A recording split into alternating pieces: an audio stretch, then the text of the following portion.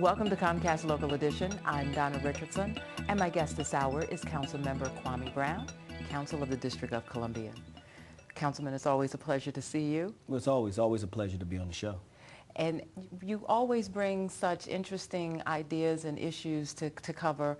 And one of those is I know that you are recognizing, in addition to everyone else, that October is Domestic Violence Month.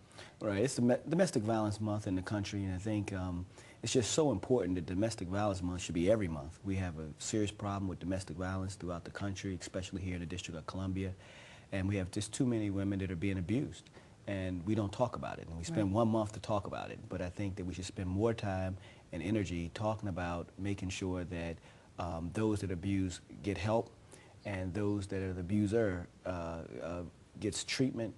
And clearly, we deal with it in a way that doesn't make it common in the workplace or common in America. Right.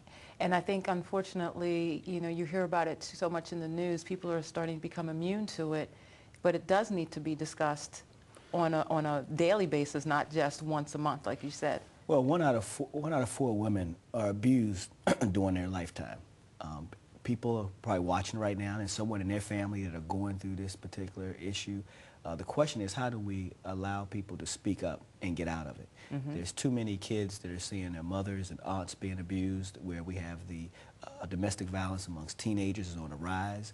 And to me, that's unacceptable. And at some point, we have to end this cycle of abusing women in the country. And this is just an opportunity to talk about it. And we believe that there is help, and local governments and federal governments should do more, providing emergency shelters and transitional housing for those women that are in those type of situations, because you can't fix the school system, you can't fix some of the other pathologies that plague our community if we don't give people an opportunity to get out of their current situation.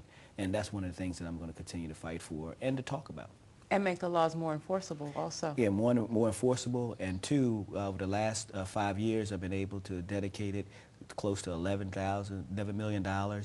We've been able to triple the number of emergency shelter beds and transitional housing for those that are in need. So when you're being abused and you have kids and you want to leave, we want to give you every opportunity to get out and get your life back together. And I think that's very critical as it relates to just domestic violence. And just to say that, domestic violence is just not cool. Right. And it is happening, and we don't need to glorify it. No. We need to have tougher penalties, tougher laws, and give women every opportunity to get out of the situation. Exactly. Well, thank you, and I hope you continue your efforts. Now, on a different note, also still dealing with the youth, though, we have economic growth and its impact with the Mentor-Protege Project.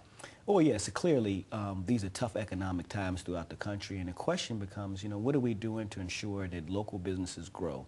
Local businesses employ local residents, and when that happens, then it's less crime, it's just, better education. And the question is, what are we doing? We've spent close to $1 billion modernizing all our schools. And let me tell you, as a person who was one of the co-introducers to make that happen, I want to make sure that $1 billion is, as much as possible, staying here in the District of Columbia, and that local residents and local businesses are being able to participate.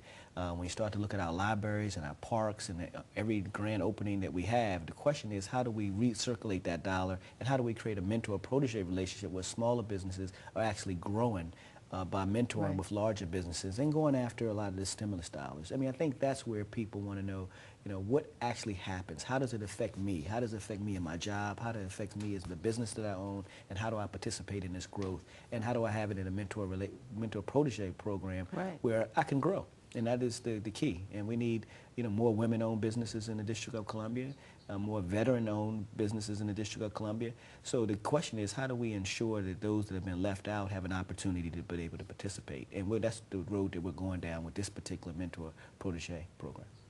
And it's going to be so beneficial to the community.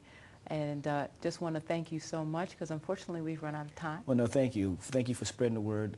Domestic violence, if you're in that situation, call. It's help, and we want to make sure that you get out of that situation. Excellent. Thank you again. Thank you. My guest this hour has been Councilmember Kwame Brown, Council of the District of Columbia. And if you're interested in what Comcast is doing in your community, go to On Demand and click Get Local. For Comcast Local Edition, I'm Donna Richardson.